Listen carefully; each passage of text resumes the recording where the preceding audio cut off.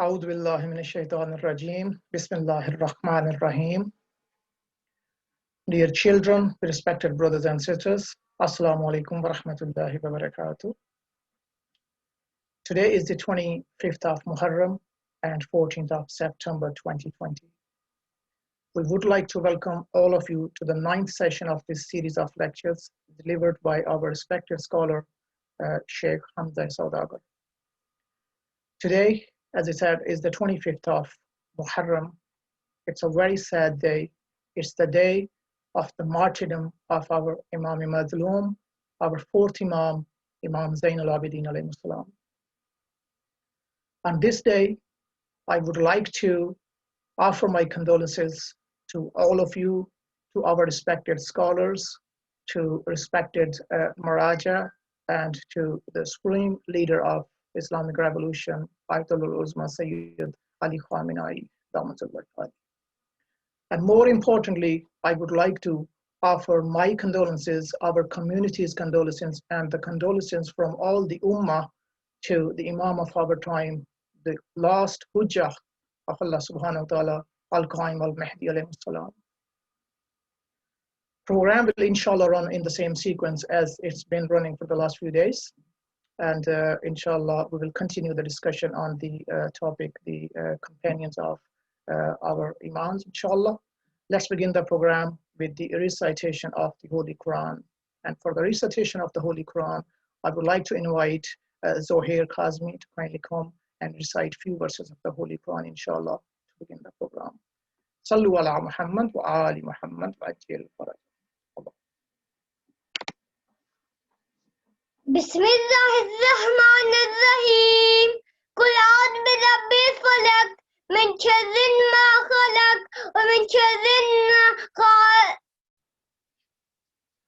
شر غاسق إذا وقب ومن شر النفاثات في العقد ومن شر حاسد إذا حسد صدق الله العلي العظيم. Allahumma salli ala Muhammad wa ali Muhammad wa ajil farajahum. Jazakallah Zohair. Thank you.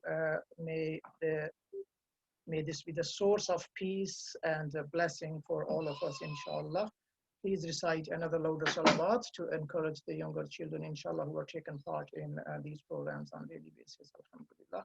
Allahumma salli ala Muhammad wa ali Muhammad wa ajil farajahum. Now, I would like to go towards our reciters, and we have among us, inshallah, Brother Faraz, and I would kindly ask him to recite Salam for us tonight, inshallah, and then we'll move on to the next session of the program, inshallah. Sallu ala Muhammad wa ali Muhammad. Allah. Assalamu alaikum, ya Ali Madad. Alaikum assalam, Brother Faraz, we can hear you. Yeah. Yes, I just want to recite Noha in honor of Imam Shaheed Sayyid Sajjad alayhi salam. A few ashar written by Salman Azmi Sahab. May God darajat buland farmaye. Pushnud Imam Sajjad alayhi salam buland tar salawat. Allahumma salli ala Muhammad wa دل میں وفا ہے محشر بازار کا وہ منظر سجاد کیسے بھولے سجاد کیسے بھولے سجاد کیسے بھولے محوے تماشا امت اہل حرم کھلے سر سجاد کیسے بھولے سجاد کیسے بھولے سجاد کیسے بھولے بے جرم ایسی پائی سجاد نے سزا ہے پرخار راستوں پہ پیدل سفر کیا ہے شعلے کہیں پہ برسے کہیں پہ پتھر سجاد کیسے بھولے سجاد کیسے بھولے سجاد کیسے بھولے بیڑی میں ہتھ کڑی میں تو کو رسن میں جکڑا بیمار نہ تبا وہ کہ دیر ستم رسیدہ سہتا رہا جو دل پہ ہر گام تیر و خنجر سجاد کیسے بھولے سجاد کیسے بھولے سجاد کیسے بھولے چہرے سے کرب ایسے بیمار کے آیا تھا آنکھوں سے خون دل کا سجاد کے روا تھا مجمع میں شامیوں کے بنتے علی کلے سر سجاد کیسے بھولے سجاد کیسے بھولے سجاد کیسے بھولے تھے کلمہ گو زباں سے کافر تھے دل سے سارے آلے رسول کو تو دیتے نہ تھے سہارے حافظ بنے ہوئے تھے قرآن کو جو رٹ کر سجاد کیسے بھولے سجاد کیسے بھولے سجاد کیسے بھولے ہائے خدائے غیرت کس طرح سر اٹھاتا صدمہ ملا تھا ایسا بیمار مر ہی جاتا زینب تھی سر برہنا نیزے پہ اس کی چادر سجاد کیسے بھولے سجاد کیسے بھولے سجاد کیسے بھولے پانی نہ دے سکا تھا چھوٹی بہن تھی پیاسی دامن جلا ہوا تھا رخسار اس کے زخمی کانوں پہ ہاتھ رکھے گریا کو ناتی خواہر سجاد کیسے بھولے سجاد کیسے بھولے سجاد کیسے بھولے شام عالم سے لے کے زندان شام آیا ایک پل سکون ملا ہو نہ وہ مقام آیا کرتے رہے مسلسل ہر دم ستم ستم گر سجاد کیسے بھولے سجاد کیسے بھولے سجاد کیسے بھولے نوحہ فراز غم یہ سلمان اعظمی کا پرسا ہے بے بسی کا بے کسی کا گزرے ہے جو مسائب ہائے بے کسوں کے سر پر سجاد کیسے بھولے سجاد کیسے بھولے دل میں بپا ہے محشر بازار کا وہ منظر سجاد کیسے بھولے سجاد کیسے بھولے خوشنود سید سجاد علیہ السلام بلندر سلامات اللہم صلی علی محمد و آل محمد وعجل فرجهم Allahumma salli ala Muhammad wa ali Muhammad wa ajil farajahum. Jazakallah, brother Faraz. Thank you so much. Indeed, our fourth Imam, Sayyid al-Sajideen, Imam Zain al-Abidin alayhi salam. He cannot forget the tragedy of Karbala. He is the witness of all the events that happened in Karbala indeed. He's the one who actually carried he was the flag bearer of the caravan of Imam Hussain alayhi salam when everyone was martyred in Karbala. He was the one who led the caravan. He was the one who raised the voice in the face of the tyrant of the time. And may Allah subhanahu wa ta'ala accept your participation once again, inshallah, and reward you for your participation, inshallah. Without any further delay, inshallah, I would like to go towards our respected scholar, inshallah, Hamza Sodagar, to kindly continue his discussion. And I would like to remind also with this our brothers and sisters as well to kindly send over all the questions that you might have from either yesterday or from any of the previous discussions that we had in the previous few days. And we can inshallah include them in the end in the Q&A session, and also continue sending the obviously questions relevant to today's topic inshallah as well. So please welcome the respected scholar Shaykh with inshallah a louder salawat on Muhammad and his progeny. Allahumma salli ala Muhammad wa ali Muhammad wa ajil farajah. أعوذ بالله من الشيطان اللعين الرجيم بسم الله الرحمن الرحيم الحمد لله رب العالمين بارئ الخلائق أجمعين باعث الأنبياء والمرسلين ثم الصلاة والسلام على سيدنا ونبينا وحبيب قلوبنا وطبيب نفوسنا وشفيع ذنوبنا أبي القاسم المصطفى محمد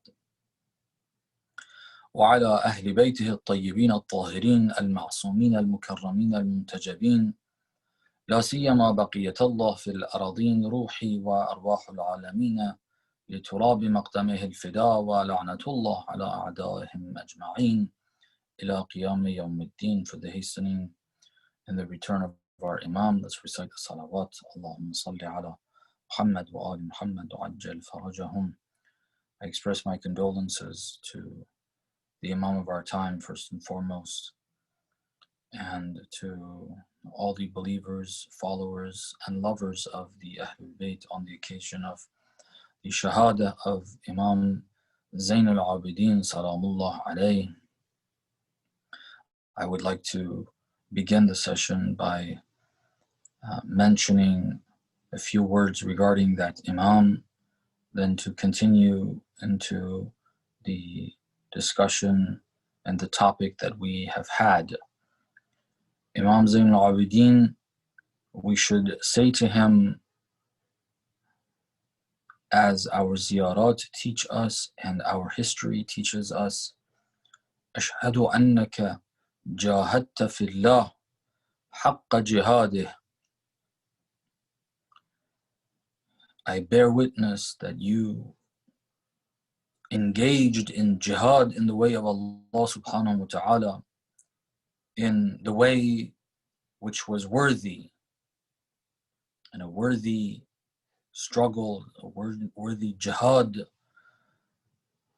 that God considers worthy, not us. The reason why, out of everything that has been mentioned in regards to Imam Zain al-Abidin and could be mentioned, an area that is missed for the most part is the jihad of Imam Zain al-Abidin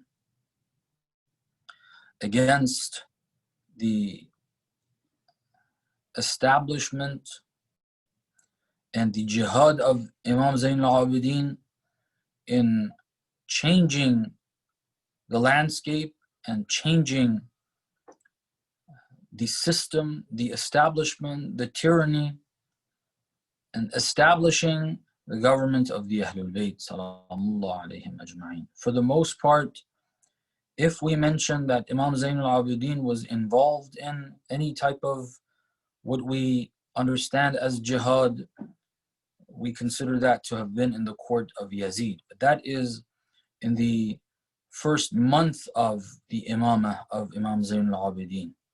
The many years, over a decade, imamah of Imam Zain al-Abidin was entirely jihad in the way of Allah towards establishing the rule of God on the face of the earth by having governance in the hands of the Ahlul Bayt, which meant that he is going to fight the establishment that in the name of Islam is implementing non-Islamic rules and is spreading injustice against the justice of Islam, but all in the name of Islam. Imam Zain al-Abidin was a mujahid, striking and swinging his sword right and left throughout his life.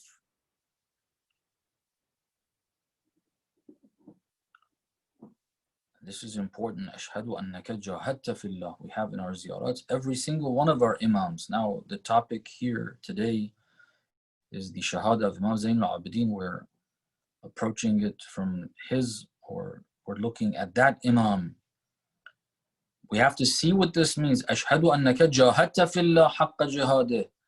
An Imam that is sick in the beginning and then either in prostration on the prayer mat, supplication, or remembering Karbala and crying about it. If we understand that these, the way they are simply put and as scattered as they are and somewhat disconnected and somewhat conflicting, if we look at them, the words that I just presented, as we do generally see them, this is not Ashhadu annaka jahadta fillah haqqa jihadih.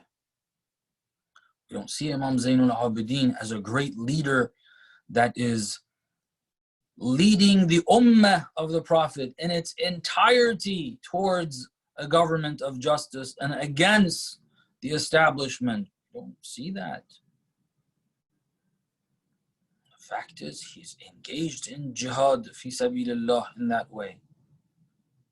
That is the first point that needs to be established, and we need to understand it in that way so that when we look at the life of Imam Zain al-Abidin, our mind thinks of clues to understand how that jihad was. The jihad of Imam al-Hussein in Karbala is not the same as his jihad before Karbala, but from the beginning of his imamah, 10 years prior to Karbala, all the way until his martyrdom on the day of Ashura, Imam al-Hussein is in jihad. There's no vacation. Even when he is resting, that's part of his jihad. Ashhadu annaka jahadta fillah haqqa jihadih is said about all of our Imams. The 10 years of imamah of Imam al-Hussein before Karbala was also jihad in the way of Allah. It's not only, but in Karbala it was with a sword. Before Karbala it was different. Even in the movement of Karbala, Imam al-Hussein engaged in jihad in Medina before he left, in Mecca before he left it towards Kufa. On the way, he was engaged in jihad, but his sword was not made out of steel. It wasn't made out of metal. It was his tongue. It was his words. It was his conduct. It's his movements. Him leaving Medina is jihad. Stopping in Mecca, speaking to people, being seen by people is jihad. Why? Because these are measures that are difficult and they are there in order to move towards establishing the government of Allah subhanahu wa ta'ala. It's jihad fi sabilillah. Every bit of it is jihad.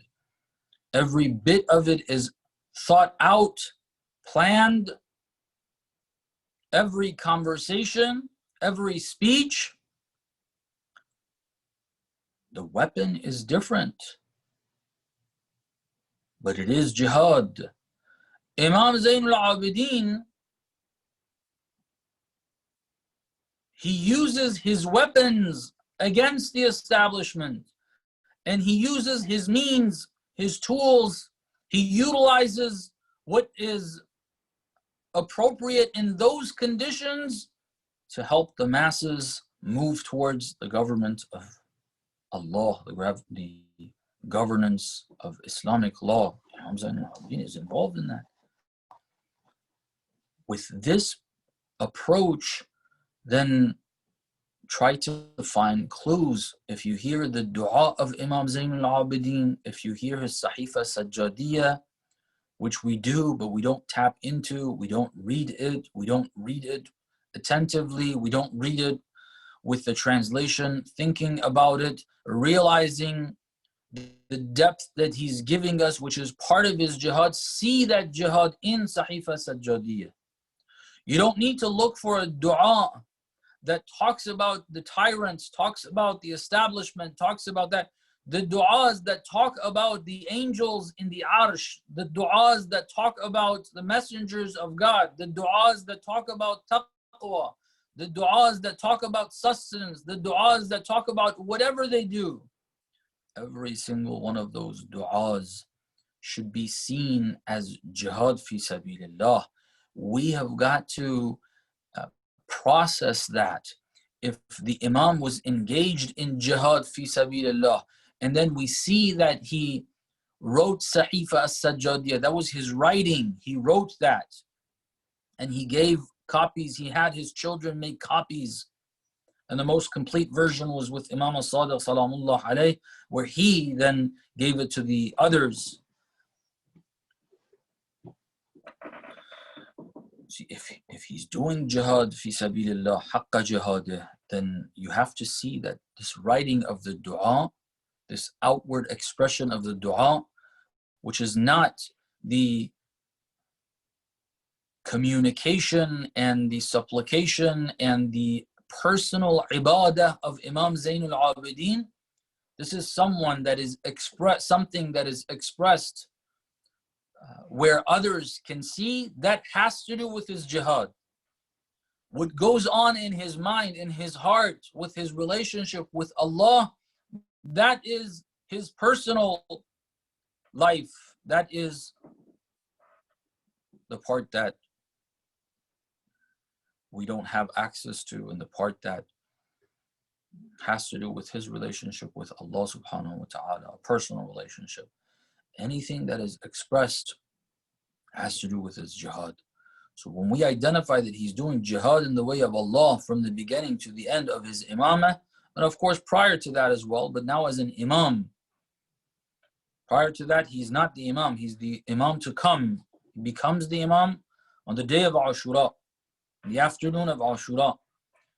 Every act of Imam Zain al-Abidin has got to be seen as jihad fi sabilillah. His dua is jihad fi sabilillah.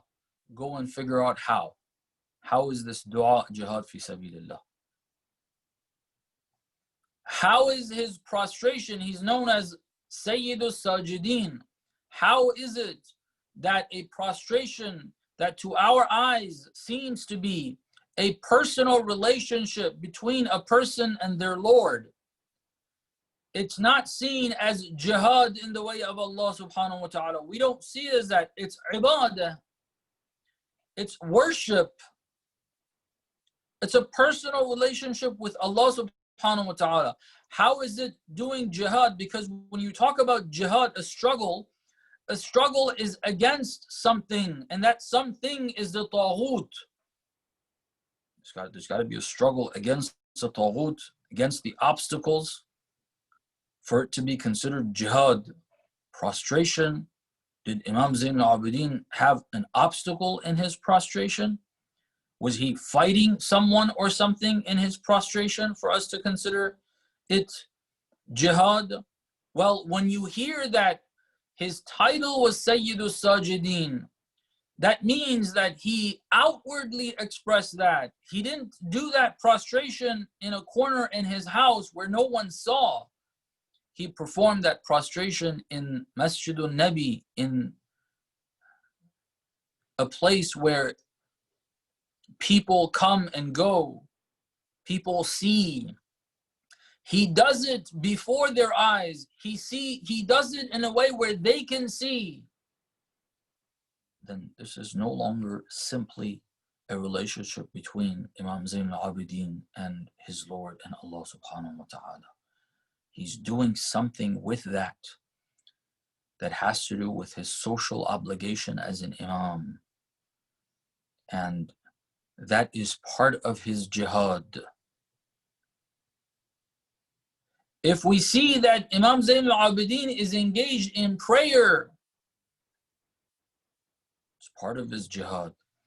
If we see that Imam Zain al-Abidin cries for Imam al-Hussein, every time there's a lamb that's slaughtered, every time that he sees an animal being slaughtered, or he would sit under the sun, and they would ask him, why are you sitting under the sun? There's shade, go get some shade, the sun is blazing.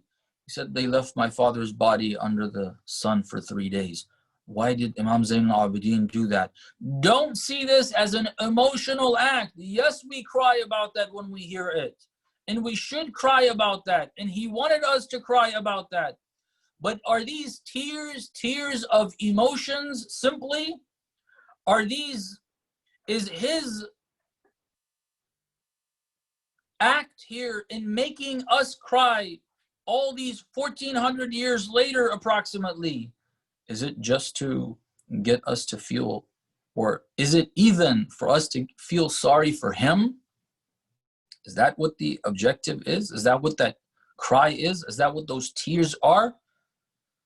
Imam Khomeini said, we are the nation of tears. It is these tears that tear down the tyranny of Yazid's.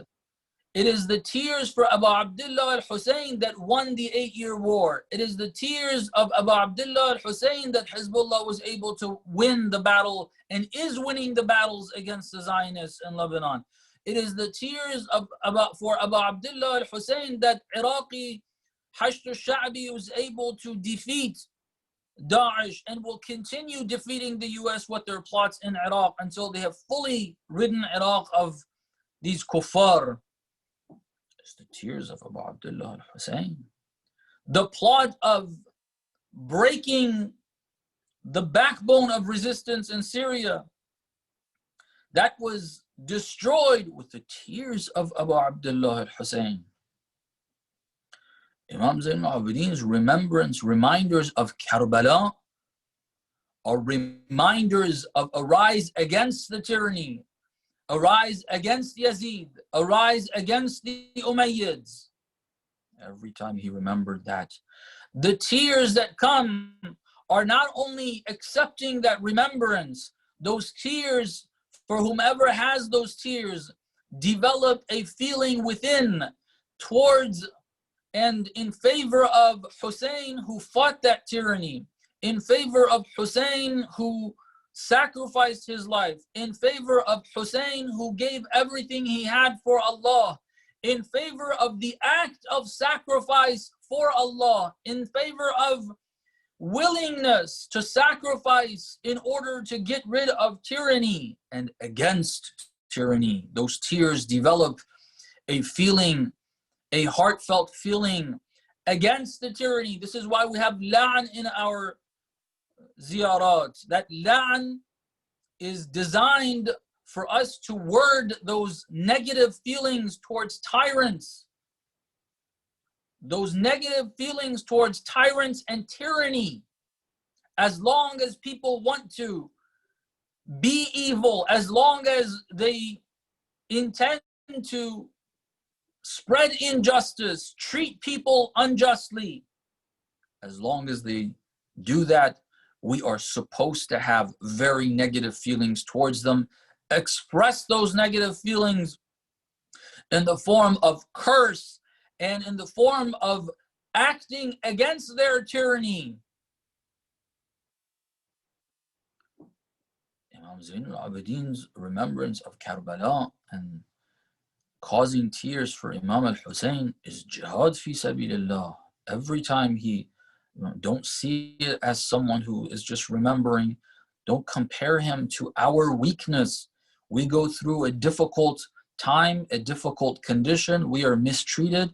And then every setup we get to, we tell people, yeah, this person did this to me. And we cry and they cry. Imam Zain al-Abidin is not wanting anyone to cry for him and his pains, or for his father and his father's pain, while it was very painful. Imam Zayn al-Abidin, إنما أشكو حزني إلى Allah, as Yaqub says, he's quoted in the Quran, his grief, that's between him and Allah, his personal thing.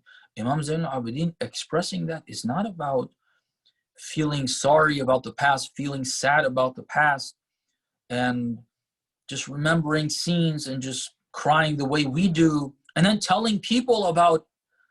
No, Imam Zayn al-Abidin's mention of that is jihad. They don't mention, we don't know the Ahlul Bayt Salamullah alayhim ajma'een never told anyone that we fasted for 3 days and the only food we have, we gave it away, and so we're so weak after the 3rd day that we're shivering. They never told anyone. Allah subhanahu wa ta'ala revealed that to the Prophet, and the Prophet spread that message. In Surah Insan, Allah subhanahu wa ta'ala mentions that story. وَيُطْعِمُونَ الطَّعَامَ عَلَى حُبِّهِ مِسْكِينًا وَيَتِيمًا وَأَسِيرًا إِنَّمَا نُطْعِمُكُمْ لِوَجْهِ اللَّهِ لَا نُرِيدُ مِنْكُمْ جَزَاءً وَلَا شُكُورًا. Did they come out and say that? They never expressed that. They never told anyone that we're so hungry. That's between them and Allah, and they enjoy that hardship that they know Allah subhanahu wa ta'ala is seeing.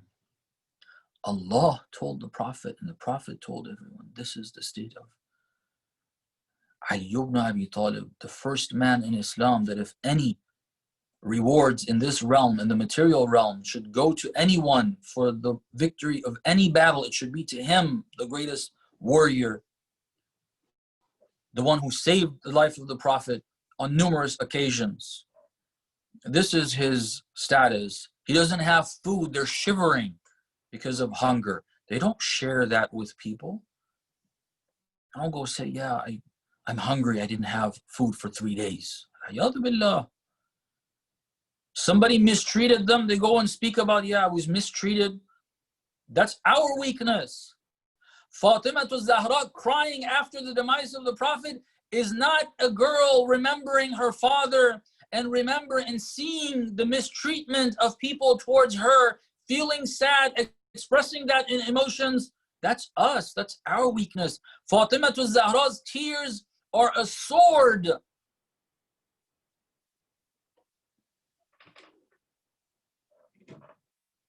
Salamullah alayha. Imam Zayn al-Abidin's tears are weapons, are arrows that aim at the heart of tyranny and land exactly on point in the center of the heart of tyranny. Imam Zayn al-Abidin should be seen in this way, brothers and sisters. The sujood of Imam Zayn al-Abidin being performed publicly is training people to avoid moving towards the direction of the tyranny and the authorities. The authorities want sujood to be very basic, a very robotic type prostration and prayer. You get over it very quickly, and what remains of it is simply a shell, an outward expression, words you say that you don't mean, Subhanallah that you say that you don't mean, Allahu Akbar that you say that you don't mean, La ilaha illallah that you say that you don't mean. Just get together in large numbers, have someone stand ahead of you that we, the establishment, the Umayyads, the Americans, the whoever it is, the tyrants, we will appoint who will lead those prayers in Masjid al-Haram, in Masjid al-Nabi. Get together in large numbers. We'll give you great sound systems, beautiful voices, practice them, and so on and so forth. Do the adhan, do the iqamah, do the prayers in that way. Then right afterwards, praise the Zionists, praise the US, praise the Yazid, praise all these figures, and move in the direction that they want. Prostration is not prostration towards Allah subhanahu wa ta'ala. It's in the direction that God said. But it's not for Allah. Let me remind this important point. Allah subhanahu wa ta'ala talks about Qibla in the Quran, Surah Baqarah. You know, there's a change in the Qibla. And that change in the Qibla, when the Jews were around in Medina, as Allah says in the Quran, in those verses, that change was designed to see who will follow the Prophet. And it was used as an excuse by the Jews, Banu Israel, in Medina, to start saying, we told you this Prophet is not a prophet of God. If the Qibla was Jerusalem, then why did you change direction? That means he's just making it up. They started saying those things. Allah subhanahu wa ta'ala, in one of the verses in Surah Baqarah says, لَيْسَ الْبِرُّ أَن تُوَلُّوا وُجُوهَكُمْ قِبَلَ الْمَشْرِقِ وَالْمَغْرِبِ وَلَكِنَّ الْبِرَّ مَنْ آمَنَ بِاللَّهِ. The direction you face in prayer does not make you a good person. It's Iman Billah. Accepting Him, accepting His law, accepting His rule, accepting His ruler, rejecting anyone who goes against His law, against His rule, against His ruler or rulers. That is righteousness. That is what is intended for prayer. It's not this direction or that direction. If you pray in the direction that God has mentioned in the Quran, but your prayer is actually towards Israel, or you worship the Zionists like the Saudis do, that's not prostration. You're facing the Kaaba, but in your mind, your Kaaba is Tel Aviv.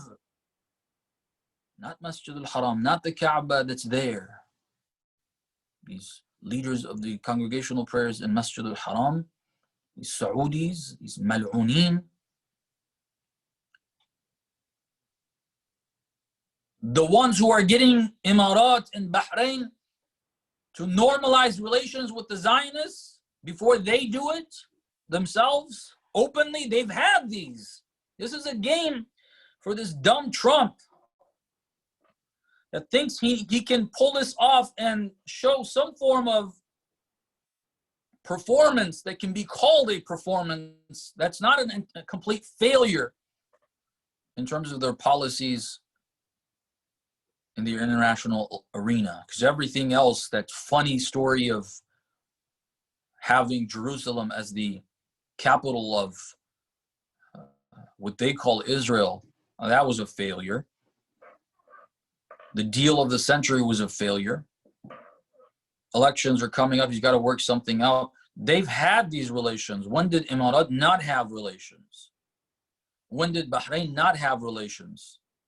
When did Saudi not have relations? Saudi is established by the same ones who established the Zionist state with the same plot at the same time.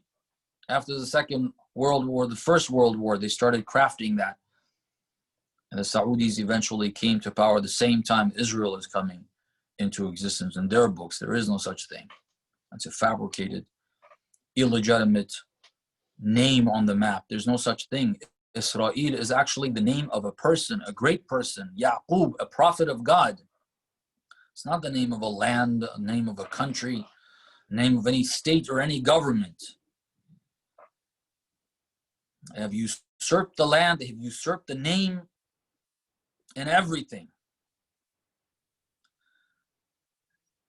Imam Zain al-Abidin, with his long and prolonged prostrations, is telling people, don't go the direction that you come into the masjid, that brief moment of prayer, quickly do your prayer and then go on with business or listen to this type of talk. There's something more to prayer. Think about this prostration. I'm going to prostrate for prolonged periods so that when you come to the masjid, you see, oh, there's someone here that doesn't do that prayer quickly and leave and get on with business. What's up with this? What's going on with this? What is sujood? It draws the attention. You think about sujood. What happened to Allah? We're prostrating to Allah. That is jihad fi sabilillah. Some people show their sujood to people. That is show off. That's riya. Because they want acceptance. Some of these Sufis, so-called Sufis, they want to say, oh, we're urafa. We're great people.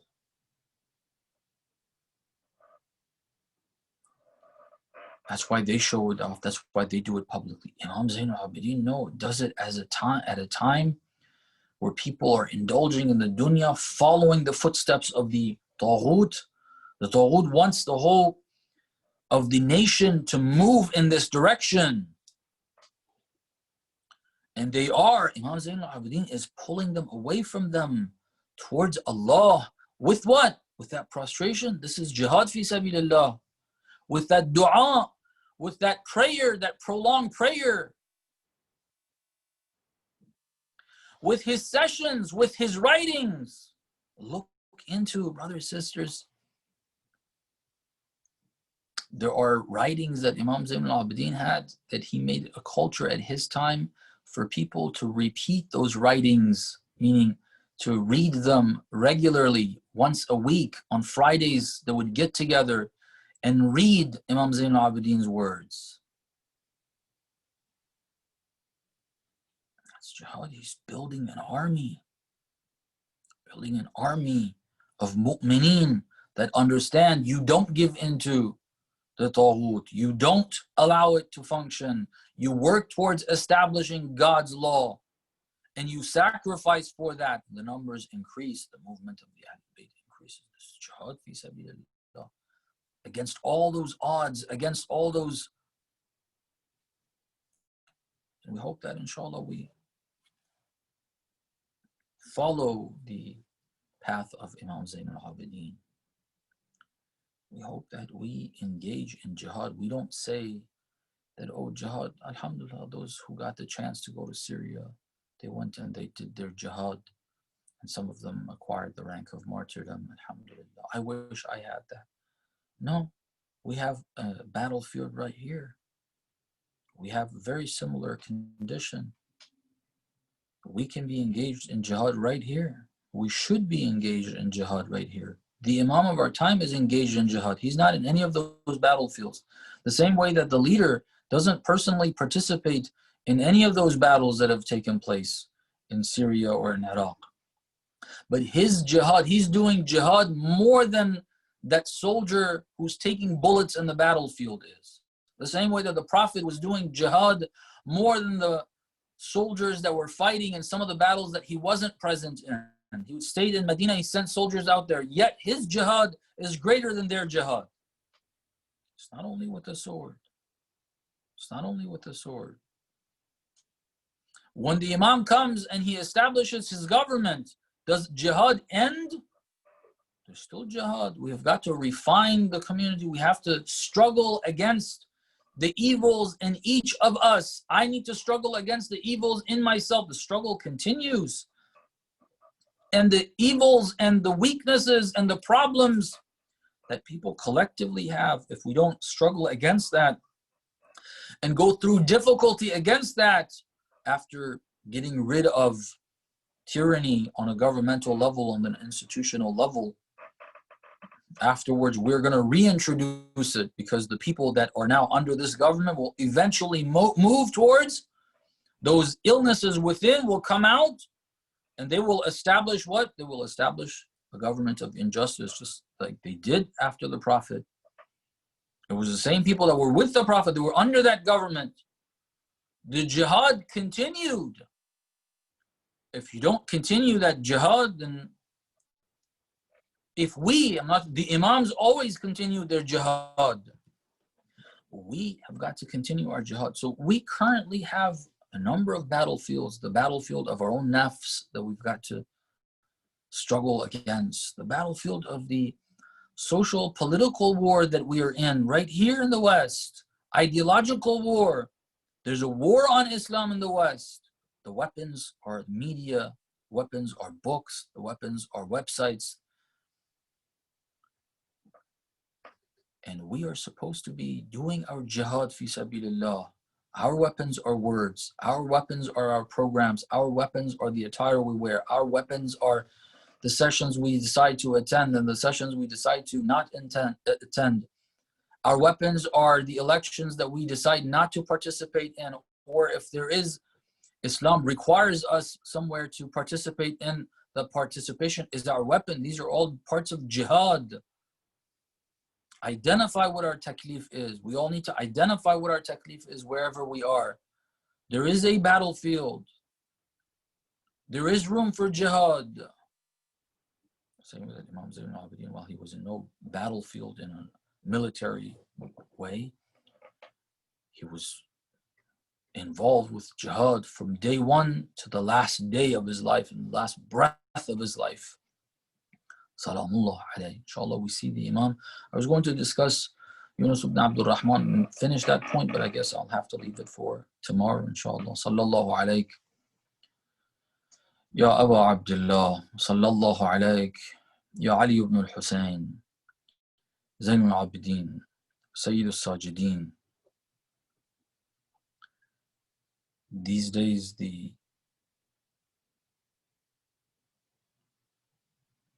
graveyard of Baqi', the burial place of that Imam and 3 other Imams, is very lonely, brothers and sisters. I doubt if there's any Shia that can get close. There are Shias in Medina, followers and lovers of the Ahlul Bayt in Medina. They're not too small a number, but the authorities don't allow. They in Medina have to cry behind closed doors. They have to cry in their homes. They have to cry in their closed door environments. And they're not allowed to go to the graves of the Ahlul Bayt in Baqi'. They're not allowed to go there for ziyarah. They're not allowed to go out and mourn for Imam Zayn al-Abidin. Speak of him publicly. Commemorate him publicly. Recite poetry publicly. Beat their chest publicly. None of that is something that they're allowed. And from our perspective, we look at those lonely graves of Baqi', sallallahu alaykum. We pray that Allah subhanahu wa ta'ala gives us the tawfiq to go there and gives us the tawfiq to be part of the jihad in the way of Allah that will lead to us collectively, with the help of each other, different people doing different things, eventually ridding that part of the world of the filth of al-Saud and the filth of tyranny, and establishing the rule of Allah subhanahu wa ta'ala, so that we can have, this is where we have 4 Imams just in Baqi', and then above all, the Holy Prophet is right there. And they only have a masjid, Masjidun Nabi. Where's the area only for the Prophet and then inclusive? We have 6 ma'sooms in Medina, no shrine in Samarra. We have 2 ma'sooms in Baghdad. We have 2 ma'sooms, and we have those shrines which still need to be developed in Medina, inshallah. When we remove this filth from there, that we're able to, inshallah, construct the most grand shrine of all, inshallah, together. Let's take our hearts to Medina, asking Imam Zayn al-Abidin. We ask him, Ya Mawlai, Ya Mawlana, we are wanting, desiring, longing for coming to Baqi'. But we ask you to allow us to come in a way where we can get past those gates and past those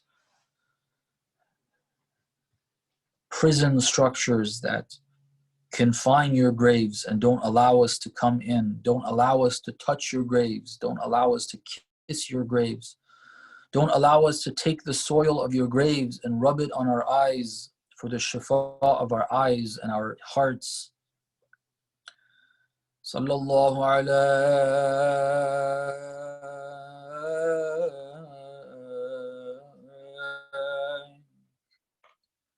ya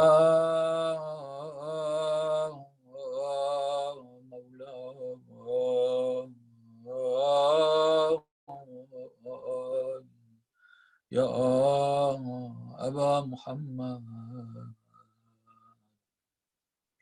Ya Ali ibn al-Husayn, Ruhi fidaka ya Mawla.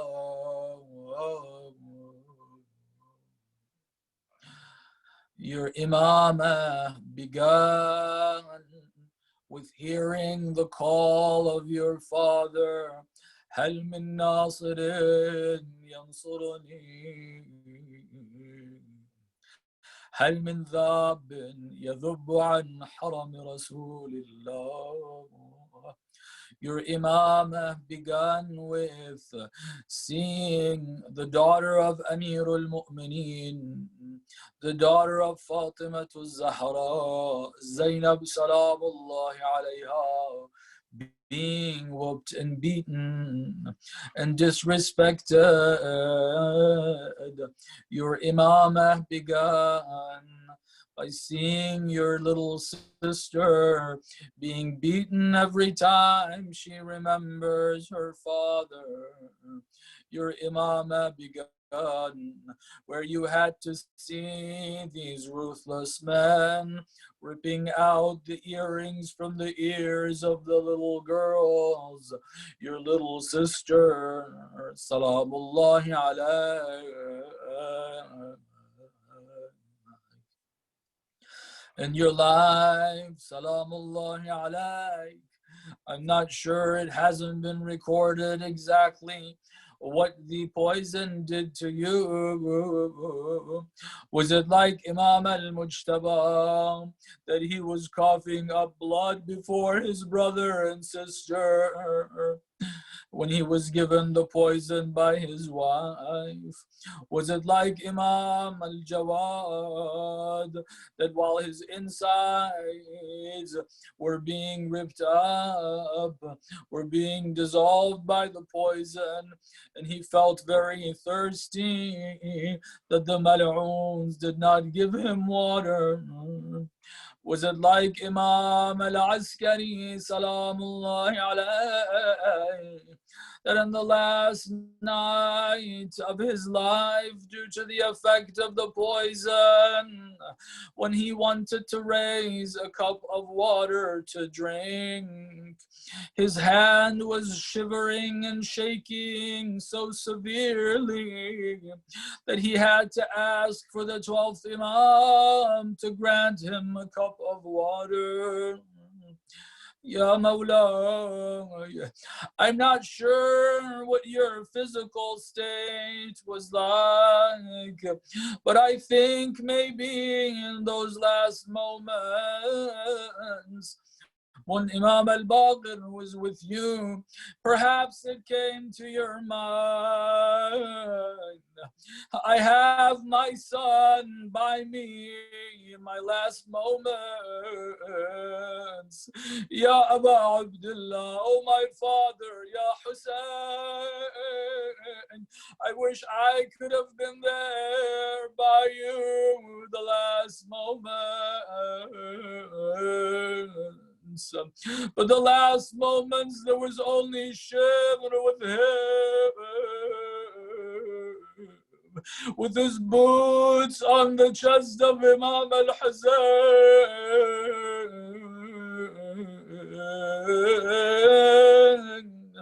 ألا لعنة الله على القوم الظالمين وسيعلم الذين ظلموا أي منقلب ينقلبون. يا حسين.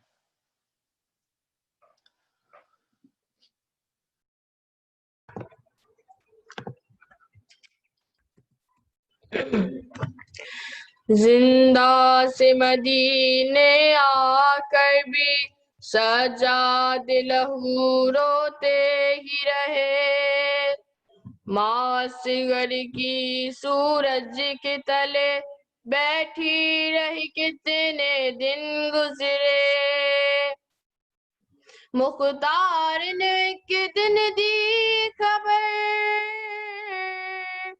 ये कह दो मादर असगर से मारा गया कातिल असगर का अब डूब से शहजादी उठिए सजाद ने आकर माँ से कहा ऐ अम्मा अब बैठो न यहाँ अब ठंडा पानी पी लो माँ अब साए में आओ अम्मा सजा सजा सजा तू खूरो ना जो छोड़ दे तू खूरो ना जो छोड़ दे मैं साए में आ जाऊंगी सजा सजा सजा सजाद जरा साबित कर ऐ हुक्म न दे सिरार न कर ए सोच के है पटवैन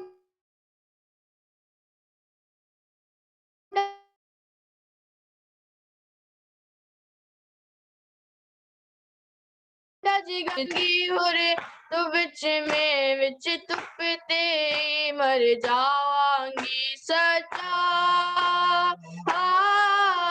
सजा सजा तू खूरो ना जो छोड़ दे मैं साए में आ जाऊंगी सजा सजा सजा मैं तकिया बेगोरो कफन तुब विच बाबा मजलूम तेरा नहीं तुब जोड़ सकती बचरा तुब बंद गई मकसूम मेरा हिर जद तक साविच सा मेरे हिर जद तक साविच सा मेरे विच तुपते सोग मनावांगी सजा सजा सजा तू खूरो ना जो छोड़ दे मैं साए में आ जाऊंगी सजा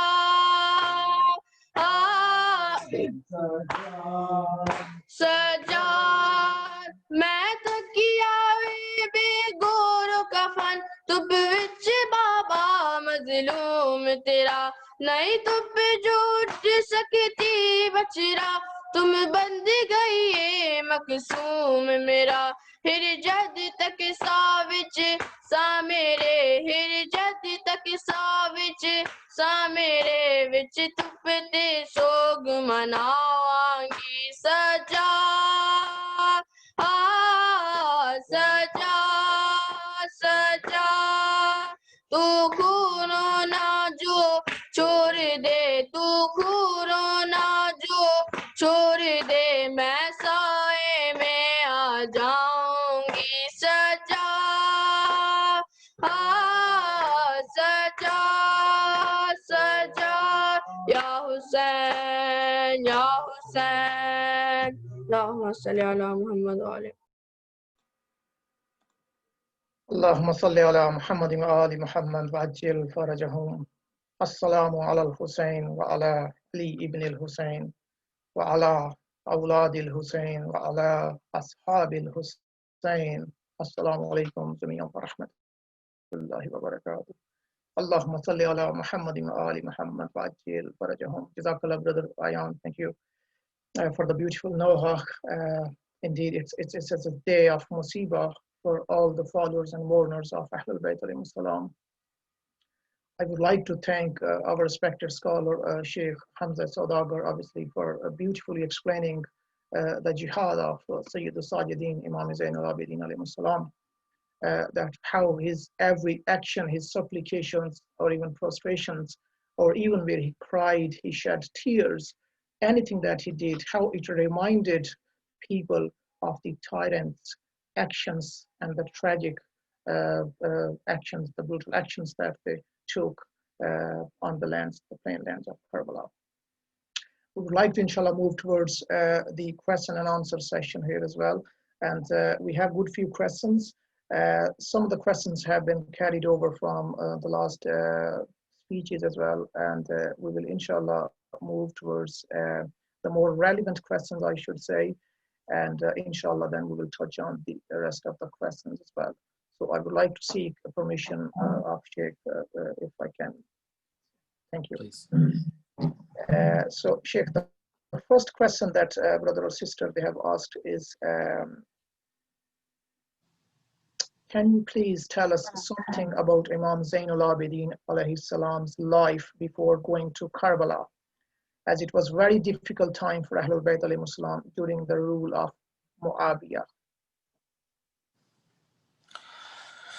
Honestly, I haven't seen or read any information in the books that I have checked regarding the lives of the Ahlul Bayt. I have not seen any reference made to that time. That doesn't mean that the Imam didn't do anything, but in the books that I have checked, I haven't seen anything to be able to present as the activity of Imam Zainul Abidin. I did mention, and I think it is important for us to see, that Imam Zainul Abidin is responsible to lead after Imam al-Hussein. Before Imam al-Hussein's Shahada, Imam Zainul Abidin is supposed to function as a ma'amun, a follower of Imam al-Hussein. The same way that Imam al-Hussein, while Imam al-Mujtaba was alive, he was the best follower and companion of Imam al-Mujtaba. In the same way that Amir al-Mu'minin was the best companion and follower of the Prophet, when he passed, he became the leader. And while Amir al-Mu'minin was alive, Imam Hassan and Imam al-Hussein were the best of followers. But what were the responsibilities of Imam Zainul Abidin at that time, while Imam al-Hussein is alive, before Karbala and in Karbala? In Karbala, we hear certain things.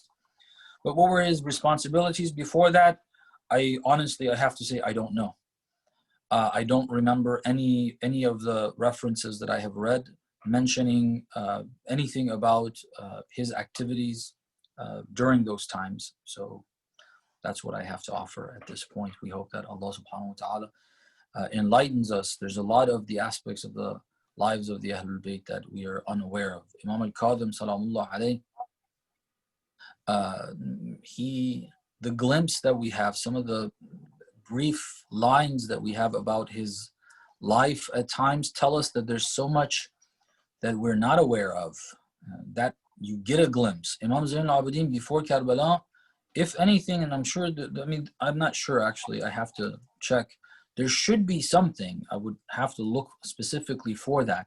But the books that I have read so far, the parts of them that I have read so far, I haven't, unfortunately, come across anything that I could present. That's an answer session, inshallah. Don't.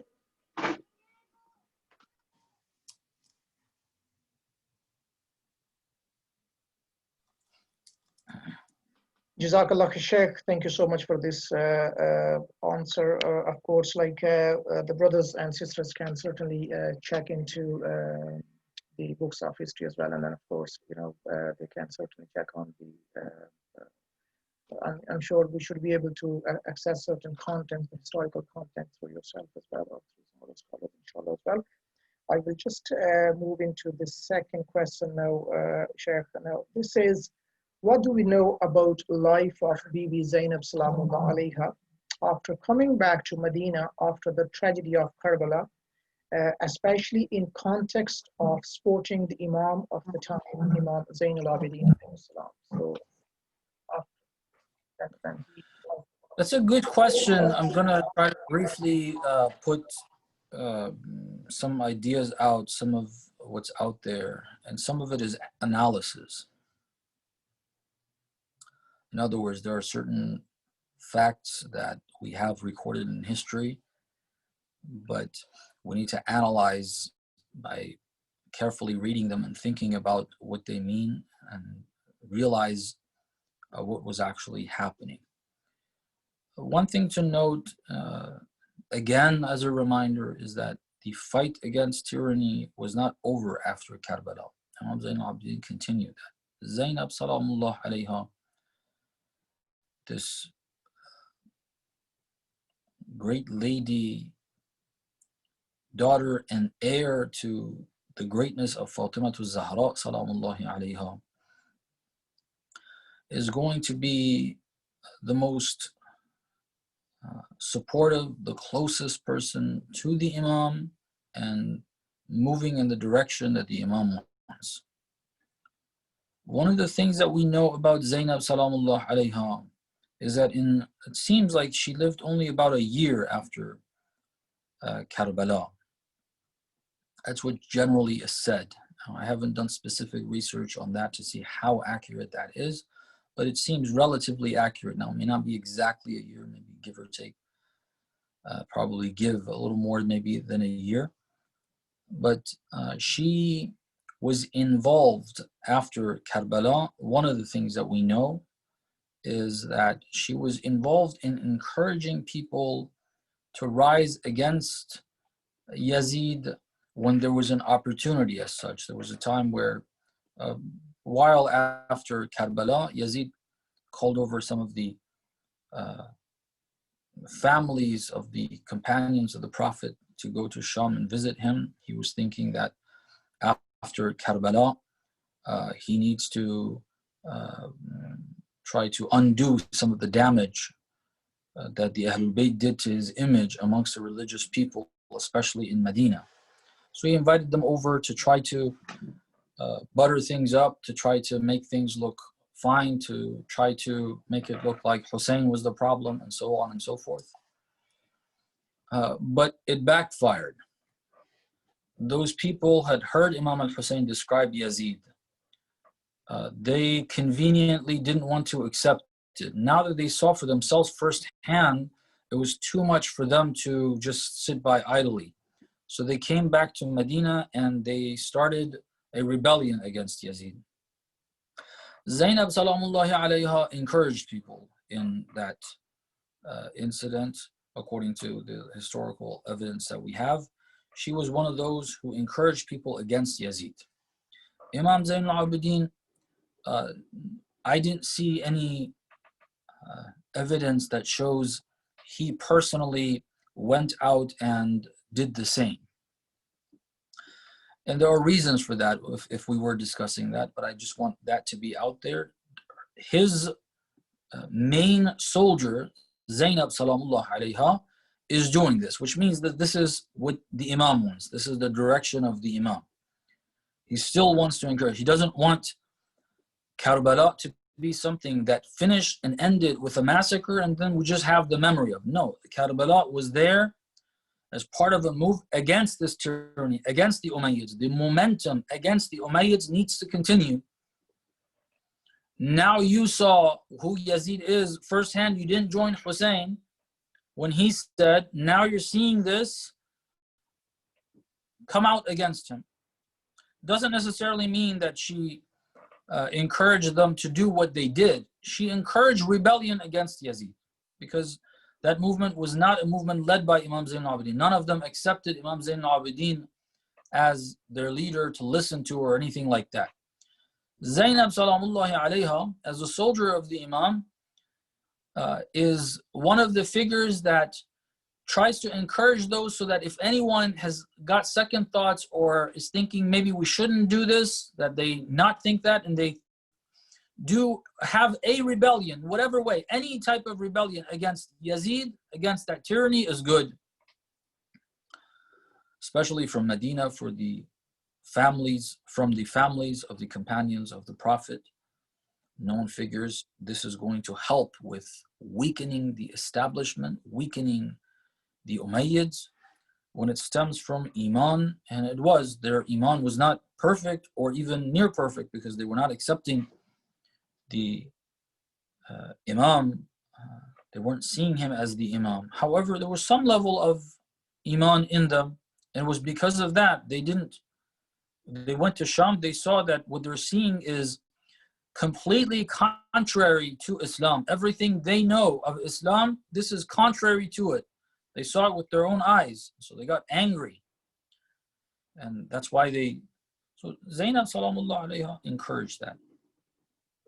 Once she encouraged that, before the rebellion actually took place, she was sent to exile.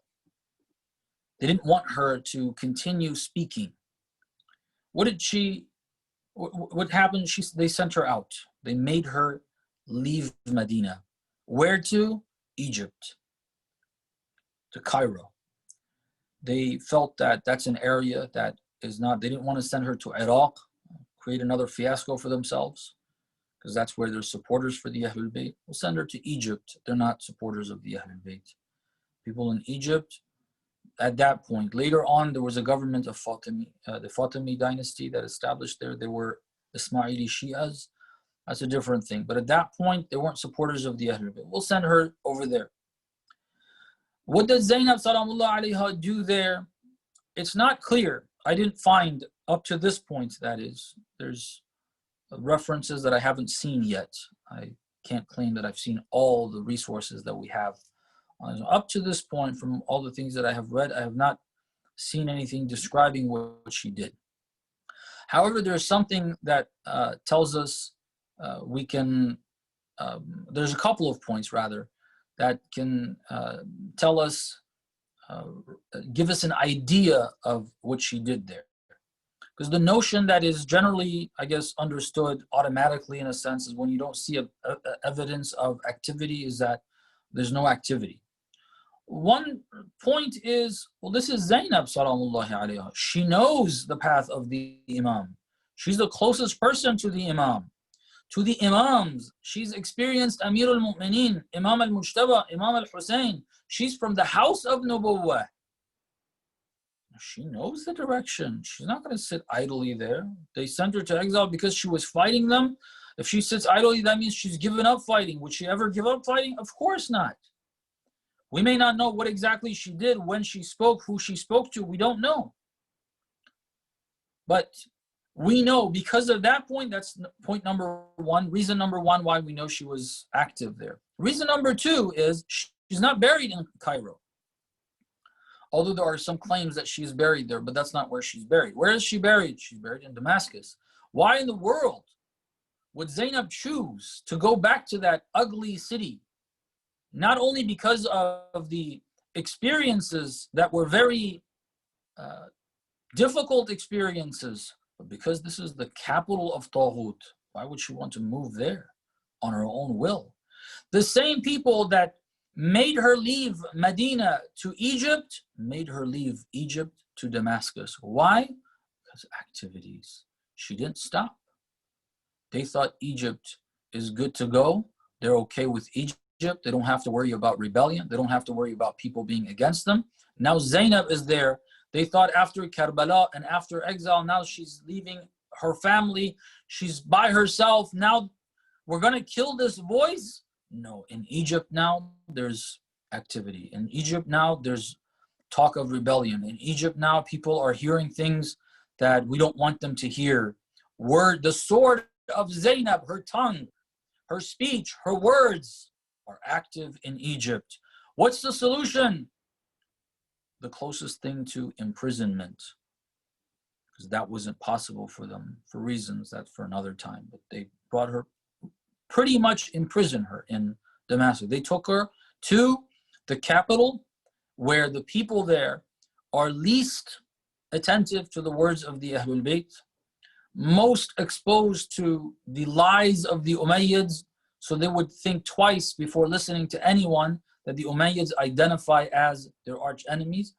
And so they took her there, and eventually she died. It's hard to believe that Zainab would die a natural death. Even if it was because of the wounds of Karbala in the many ways, the physical ways that have not been clearly described, but we know they were there. And the emotional wounds of Karbala, or even perhaps more than that, this strong daughter of wilayah, daughter of prophethood, commander of the army of the Imam of her time, at this point, Imam Zayn al-Abidin, while she was for the previous Imams as well, that they took her life. It's very likely that they did that, besides all the harm that was done to her before. So I consider her a shaheedah, whether I don't know exactly the same way. We don't know how Imam Zayn al-Abidin salamullah alayha was poisoned, but we know he was. He's a shaheed. It hasn't been described how, but whether, even if they didn't give anything to her then, but all this hardship they caused because of her doing, and she knew it. She fought knowing this is coming her way, and all those stages of hardship, difficulty, pains, injuries, the various forms, this body gave in, and she was martyred in the way of Allah subhanahu wa ta'ala. She's one of our female shuhada, the same way her mother was, Azakhana-e-Zahra salamullahi alayha. In whatever way they did that, whether it's again with these all these years of these wounds causing her demise, or they may have, it's very likely, given her even poison or something and taken her life there, and that's why she's buried in Sham.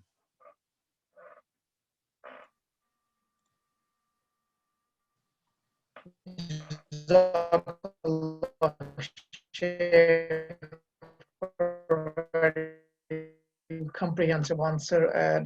We have actually a follow-up question on this. Regarding Bibi Zainab Salamullah alayha's exile, what was her husband's behavior, as he had amicable terms with the rulers? What did he do to stop that exile?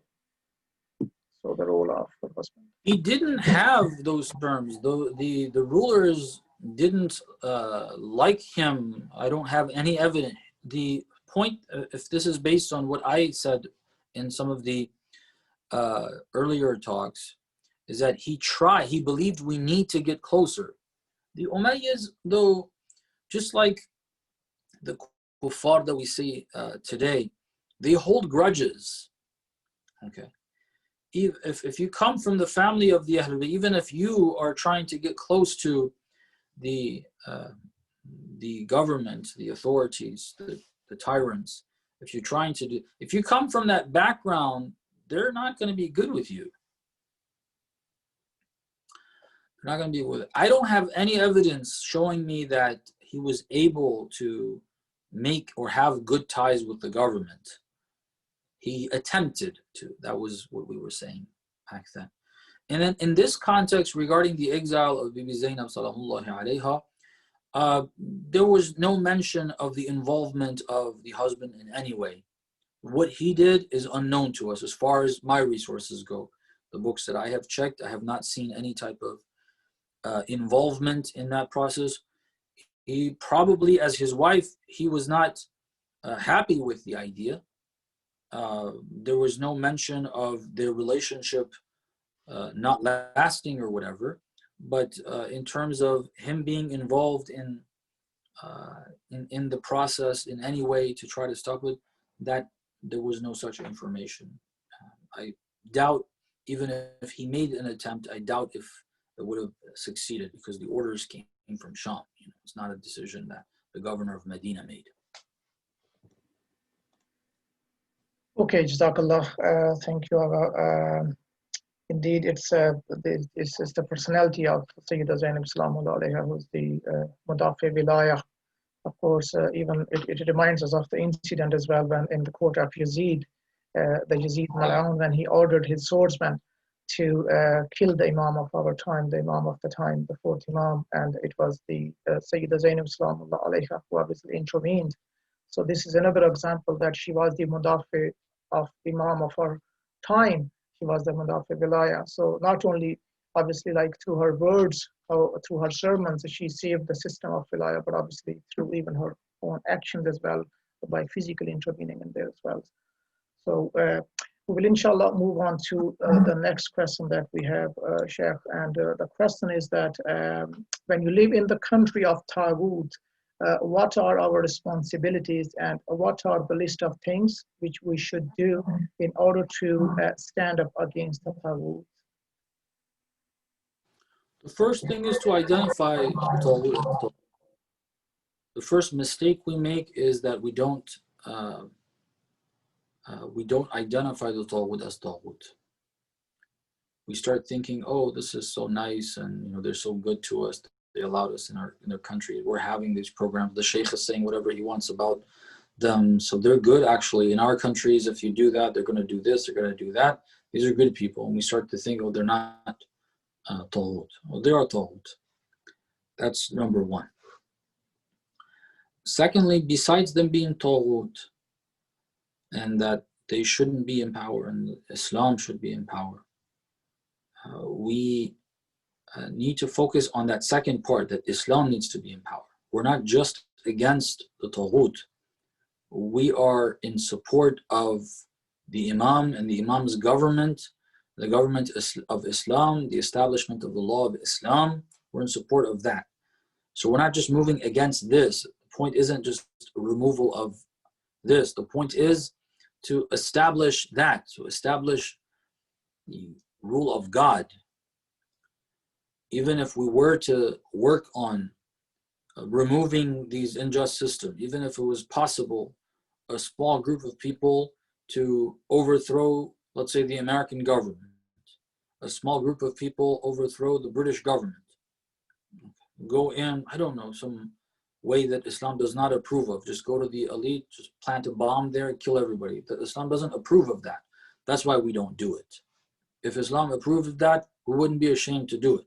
But Islam doesn't approve of that. That's why we don't do it. We don't encourage it. We don't do it. And if it's done, we say it's not Islam. We say it's not Muslimin. We say they planned it. Somebody else is behind it, because it doesn't come from Islam. Islam doesn't support that. Not that they don't deserve to be killed, but Islam doesn't support this behavior, because this behavior doesn't lead to it. One of the reasons why it doesn't lead to any good is this: even if you were to remove that, does that mean it's the end of injustice? Does that mean it's the end of tyranny? Does that mean that? No. What do you think the American Revolution was about? They rallied up people against the British, telling them that, yeah, the British government is this, that, the other. Well, you remove the British government with the support of the people. Then what happened? Another tyranny is established. The French Revolution was a revolution against a monarchy, and they were wanting a government that is by the people, for the people. So they rebelled, and it was a bloody revolution. They killed all those leaders of France. Okay, well, you got rid of that. Was that the end of tyranny? No, another tyrant is established. Another tyranny that is established that did worse. If the monarchy there was not able to colonize the world the way some of the others were able to, now the so-called democracy did that to so many parts of the world. It's tyranny.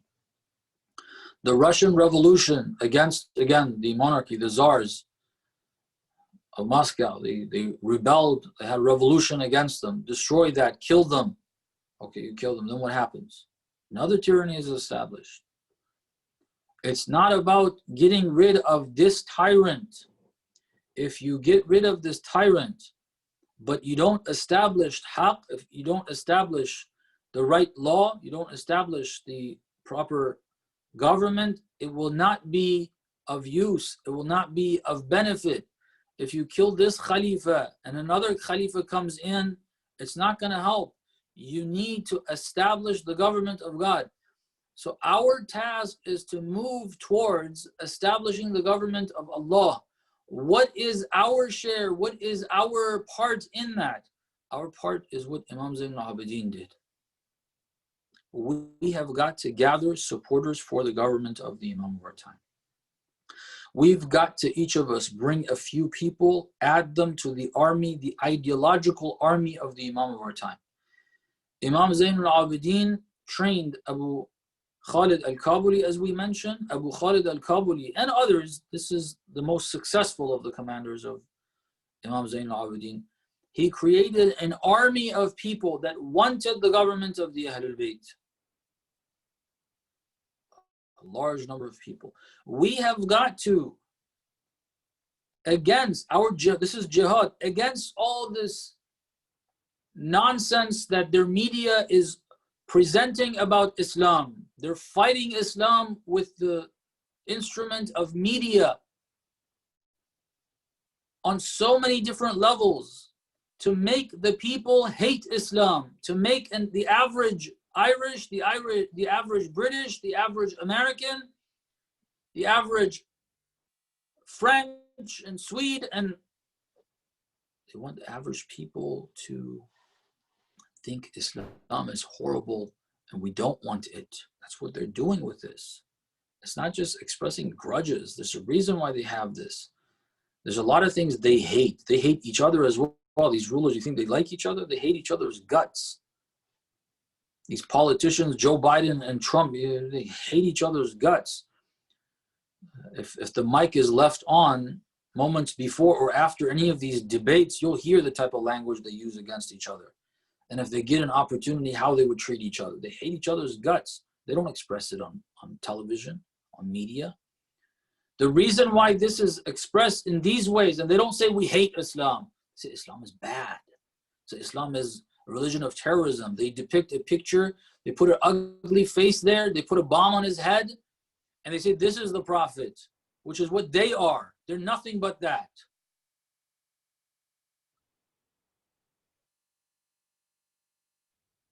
They're fighting Islam with that. Our jihad is to fight that. The battleground is not to win territory. The battleground is to win hearts and minds of people. If you're able to save 2 people from that devastating media input into their minds, save them from that, make them come towards Islam, want the Ahlul Bayt, understand that these people are liars, these people are terrorists, these people are killers, these people are against human rights. If you do that, then you've done great jihad, great jihad. We have a hadith that helps with this, something that tells us a spiritual / ukhrawi reward. Not meaning a reward for the hereafter, it's for the soul, but it shows in the hereafter. That's why those two are the same. Anyhow, Amir al-Mu'minin was going to Yemen upon the command of the Holy Prophet. The Holy Prophet told him, if you're able to guide one person, it's better for you than what the sun shines on. And I don't think I can calculate what the sun shines on. All of that. One person. If you get one person to join the army of the Imam of our time, that's our jihad. This is our jihad here. This is what we need to do. And we really have to work on it. We really have to take it serious. It's a responsibility. Our communities are not involved in this. If we have programs, we have these talks, we have them in our own circles, the people who are already Muslimin, they're already Shia, which is important. This is how the fire will catch on. We need to bring ourselves together, have these talks, grow in that direction ourselves. This isn't wrong. I'm not condemning this in any way. We need this. But one of the other things we need is to know that we can't keep it this way. We need to work on developing ways of getting others to realize that this is true, this is right, and that is wrong. Leave that, join this side. We need to know that that is a responsibility that we have. And think about how we can do it and start doing things and learn better once we get involved. It's not an easy thing to do. It's difficult. Where do you start? What do you say? Who do you start speaking to? Do you just stop people on the street? Do you go to people's doors? Do you just pick a conversation with any random person? Are these ways? Is it even about those personal conversations? Do we need to create platforms and forms of media to put that information out there in a way where it's understandable to them? Do we need to do those things? Is it a personal thing? Is it a... We're never going to get to those questions and their answers if we don't get involved, if we don't think that that's our responsibility. If we realize it's our responsibility, we will start working towards learning how it's done, and we experiment, we do something. Once we do it, we realize this doesn't work, it needs to be tweaked in this way, or a completely different method needs to be used, and so on and so forth.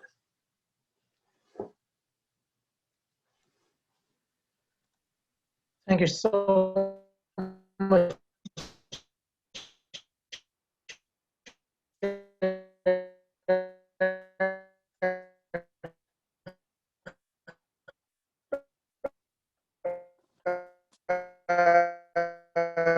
For beautifully picturizing, I think the keyword that you mentioned is, of course, it all starts from ourselves, and whatever we do through our actions of representatives of Imam Hussein al-Islam. We have another question that we inshallah will include, if it's okay. It actually blends in with our previous couple of questions well, and the question is about the times of Imam al-Mahdi alayhi salam during the minor occultation. And it says, over the majority of people behaving during that particular time, what was their general behavior like during the minor occultation? So that includes the people. When we talk about people and their behavior, that can include wider society, and that means Muslimin who weren't on board with the movement of the Ahlul Bayt, and it also includes those who are involved in the movement of the Ahlul Bayt, and also it includes the leaders of Dhulm, the leaders of Batil. What were they doing? So there's all these different elements and all these different factions and all these different people that are involved during that time. And when we say people, it includes all of that. I will discuss briefly what the followers of the Ahlul Bayt were doing during that time. A little bit of insight into what the conditions were like for them, on their minds and their involvement, and also maybe on instead of discussing like what they were specifically doing there, what the state of affairs of the movement as a movement, not as this individual or that individual or people. I will shed light on those 2 points, inshallah, very briefly. In terms of what the Shia were doing, well, obviously life continues and so on and so forth, but in terms of the movement, leadership, Imam, what happened and so on, there is a period of confusion, a period of not knowing what's going on. In the early days of the occultation, since while there are ahadith that the Prophet talked about how many Imams there are and what their names are, while the Prophet had discussed that the last Imam will have an occultation, while we know that the Imams themselves also talked about that different times. Imam al-Sadiq talked about the occultation and so on and so forth. And a few of the Imams at least have mentioned which Imam, what number, which Imam it is that is going to go into occultation. Those words are available to us. We have them in hadith books. However, the understanding that those words were common knowledge amongst the Shia is inaccurate. That is evident on many instances. One of them is after the demise of, or after the Shahada of Imam al-Sadiq, good companions of Imam al-Sadiq not knowing that the next Imam is Imam al-Kadhim, Imam Musa ibn Ja'far, that son of the Imam, as opposed to the others. There were good Shias that were followers of the Imam, that knew him closely, that didn't know. After the Shahada of Imam al-Kadhim, there was confusion when some of the companions of and representatives of Imam al-Kadhim claimed that Imam al-Kadhim has not been martyred, rather he's gone into occultation. They said he's the Mahdi and he's gone into occultation. Well, if it was common knowledge that it's the 12th Imam, well, this is the 7th Imam. They shouldn't even think about what that is. They should just move on with business. But that became a big issue. A lot of the followers of the Ahlul Bayt deviated. They went and followed those representatives initially. Eventually, it became clear most people left that. But a lot of people were in the state of confusion. Many people followed them. The reason why that is because this was not common knowledge. Also, when Imam al-Askari salamullah alayhi was martyred, I mentioned the story, one of the representatives of Imam al-Askari 2 years afterwards is not clear what's going on. He's a representative. It's not common knowledge, even common enough for the representative to know. This representative to know, this particular. There were some representatives that knew. There were some ulama. We have accounts that a group of ulama from Yemen, apparently, what I remember is they were from Yemen. Where in Yemen, I don't know. But some ulama had come, Shia ulama had come to Samarra from Yemen.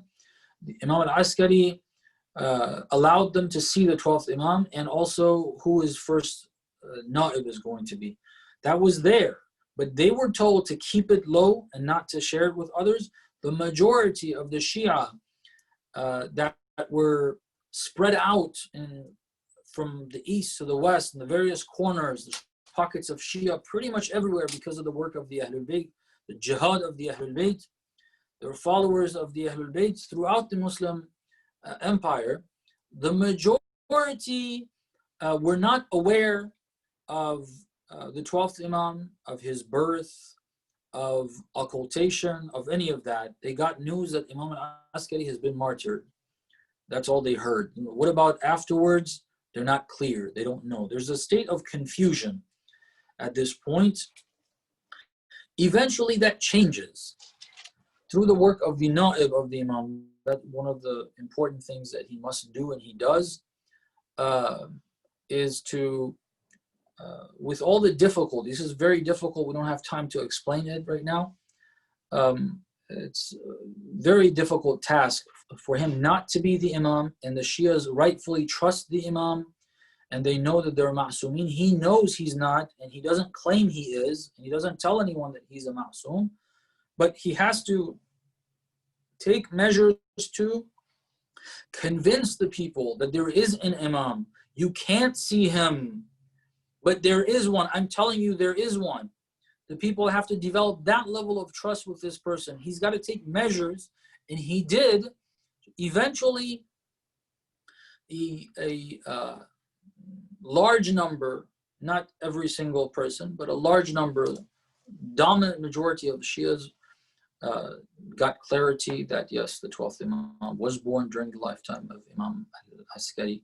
Then they started getting the data, the information, those who saw him, word came out, and that spread, and eventually it became clear that yes, the Imam was born. Then he went into occultation, and this is the Na'ib, and then after him the second Na'ib, and so on and so forth. This is one thing we know about the Shias and what happened at that time in this way. The other thing that we know about the movements at that point is the Imams had developed that movement where it had gotten very strong. This is an area that more research needs to be done. There is evidence, it's clear to me, and some of the others who've looked at this period and even before it, to see that the movement of the Ahlul Bayt has gained momentum, has many followers even within the top ranks of government, of the Abbasid government. It's very strong. Okay? It's not a weak movement. It's not the three people after the Shahada of Imam al-Hussein, that Imam Zayn al-Abidin, with the work of Imam Zayn al-Abidin, with the work of Imam al-Baqir, with the work of the Imams afterwards, with the work of Imam al-Kadhim, the momentum was kept as an opposition, people who have an ideology that includes a political system that opposes the current political system, an ideology that believes in an ahkam system that is different and opposes this ahkam system of the government, because it's not the ahkam of Allah subhanahu wa ta'ala entirely. For it to be able to gain momentum during these times, very difficult with their work, it gained momentum. And there were a lot of people, again, from Northern Africa all the way to Central Asia. You have Shia. In Sajistan, which is what we call Sistan in Farsi, and it's south of Khurasan. It includes parts of Iran and Afghanistan, maybe parts of Pakistan as well. The south, yes, right, south of the Afghan border. Perhaps, I'm not too sure of that, but I'm sure the majority of this area called Sistan falls in current-day Afghanistan. The governor of Afghanistan was a lover of the Ahlul Bayt, at least, if not a follower of the Ahlul Bayt. There's evidence of that. The governor of Sajistan, someone who's working with them. This is during the Abbasid period, apparently. There's reasons why that happened. We have a number of those characters, and the Imams wanted them to stay there, stay in those positions. While they're part of the opposition, they're supposed to stay there and not make it clear why. There's tactics and strategies. Anyway, I don't want to get into that. This strong movement that has been led by the Imams for all these years, these 250 years, now is entering another stage of development, and that is a stage of occultation. During the occultation, the minor occultation, the movement was able to grow stronger even. One of the areas of strength that needs sessions to explain even is for there to be people that are so sincere, so purified, so pious, that the Imams can rely on 100%. And not only just one person or two people, but an institution that the Imams developed up to that point, every Imam contributing to it, where up to that point, now it's reached a state of maturity and growth that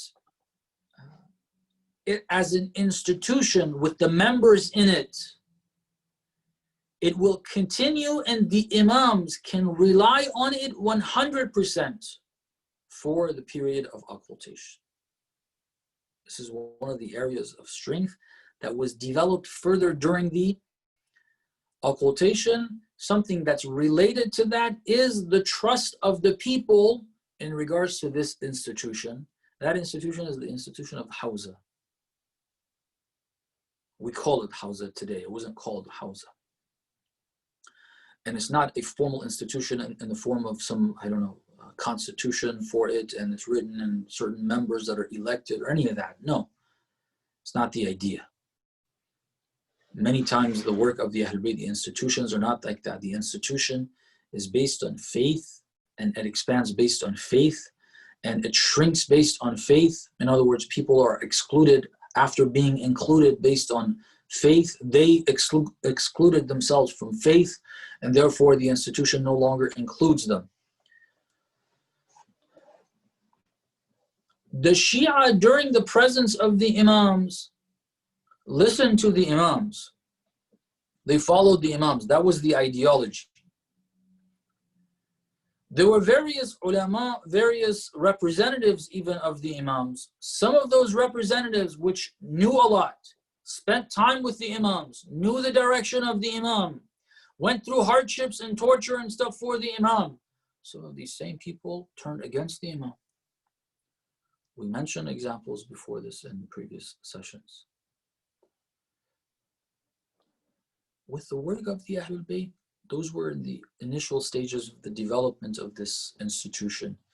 Eventually, in the minor occultation, this reached a point where it was now ready. It has reached its mature state where, as an institution, it can be the medium through which the 12th Imam is going to guide people. In his absence, he refers people to this institution. To get this institution where he can trust it and say those words, the Imam is responsible for the guidance of the Ummah. He's responsible to make sure everybody remains on course. If he's going to tell people in my absence, you need to go to this institution, talk to these people, he needs to have made sure 110% that this institution will continue to produce scholars that are pious. They know Islam and they have that piety that they will not change a word in it, even if they are ripped apart. The Imam needs to be sure of that before he can say that. And therefore, this statement of the Imam tells us it had reached a maturity that the Imam is sure of. There's a lot to say on that. I will leave it at that, on that point. And then besides that institution being ready, if that institution is the best institution on earth, it's still not comparable to an Imam, right? The whole of the institution. What's the good of an Imam if the people don't see him as the guide? If they don't refer to him as the guide. Imam Zayn al-Abidin after Karbala, most people didn't come to him as a guide. He's there, he's an Imam. When the movement grew all the way to the time of the occultation, all these people had now joined this movement and they were following an Imam. The Imam needs to transition from the people referring to him directly, say, look, my hujjah on you are these people. You're not going to see me up to this point during the minor occultation. It's these individuals. After this, it's these types of people. Okay. The people, the Shia accepting that, trusting that, going to the ulama after the occultation, the minor occultation. This progress, this development, which was very crucial for the major occultation, the Imam led the Ummah, developed the movement, reached that maturity. Now the Imam says, okay, from this point onwards, I'm not going to have any official contact with the Ummah. I leave you with ulama. And from this point onwards, my identity will be hidden. No one will officially see me. I will not make official statements. Anyone who claims they have an official statement from me, it's a lie. There's no official statements where you say the Imam has said now the Ummah needs to move in this direction or start. No, it's not that. The people that are my official representatives are this institution. Developing that institution, for it to be that strong in terms of the knowledge and in terms of the piety, so that they don't change this. On one hand, on the other hand, connecting the people to this institution as a representing institution, allowing them to trust this institution, getting them to trust that institution. This was a great development that the Imam of our time led during the minor occultation. I hope that partially at least answered the question, and we hope that Allah subhanahu wa ta'ala gives us more knowledge and inshallah closeness to the Ahlul Bayt. Ameen Ilahi, Ameen. Jazakallah khair, Shaykh, for a very detailed answer, alhamdulillah. Dear brothers and sisters, unfortunately, that's all what we have the time left for today. And we would like to thank Shaykh for his valuable time and wonderful lecture, another beautiful analysis. And we would also like to thank Allah subhanahu wa ta'ala for giving us this opportunity to make it possible for us to host a Shaykh for our community in Dublin, alhamdulillah, and get this opportunity to learn through his wisdom, his intellect, and through his research as well. We would also like to thank all the reciters all the children and all the also brothers and sisters who took part in the session today, and they stayed with us on this journey, during the journey, inshallah. And we will end the program, inshallah, with this, and we shall all see you again, inshallah, in the next session. Till then, you take care of yourself, inshallah. May the Imam of our time and Allah subhanahu wa ta'ala accept all of this ibadah, and may, inshallah, he keep you all safe wherever you live. Assalamu alaikum.